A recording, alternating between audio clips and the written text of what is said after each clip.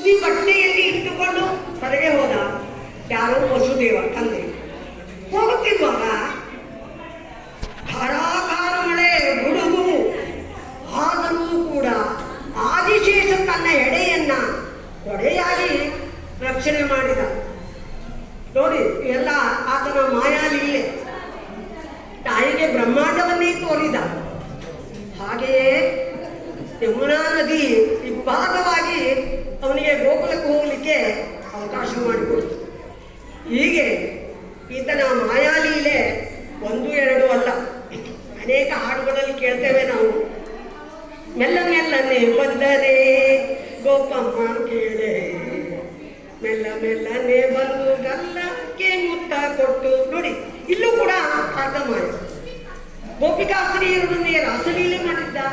ನಾರಿಯ ಸೀರೆ ಕದ್ದ, ಬೆಣ್ಣೆ ಕದ್ದ, ಮೊಸರು ಕದ್ದ, ಹಾಲು ಕದ್ದ, ಎಲ್ಲ ಕದ್ದ ಕದ್ದ ಕದ್ದ. ಆದರೆ ಹೊಂಚಿ ತಿಂದುಕೊಳ್ತಿದ್ದ. ತನ್ನಲ್ಲಿರುವ ವಸ್ತುವನ್ನು ಹೊಂಚಲಿಕ್ಕೆ ಅವನಲ್ಲಿತ್ತು.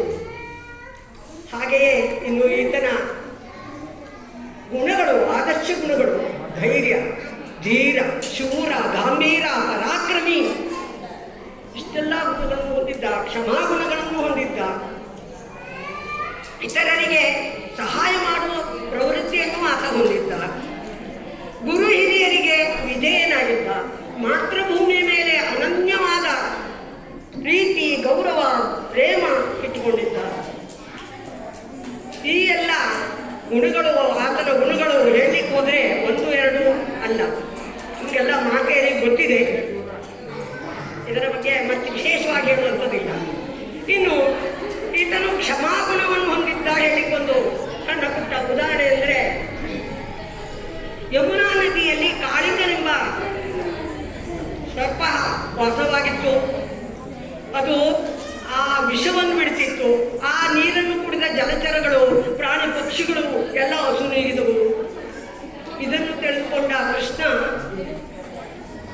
ಒಂದು ದಿನ ತಾನು ಚೆಂಡಿನ ಆಟವನ್ನು ಆಡುವ ರೀತಿಯಲ್ಲಿ ಆಡಿ ಮರದ ಮೇಲೆ ಹತ್ತಿ ಆ ಚೆಂಡನ್ನ ದಿಢೀರನೆ ನದಿಗೆ ಎಸೆದ. ಆಗ ಕಾಳಿಂಗ ದೀರ್ಘವಾಗಿ ನಿದ್ದೆ ಮಾಡ್ತಾ ಇದ್ದ.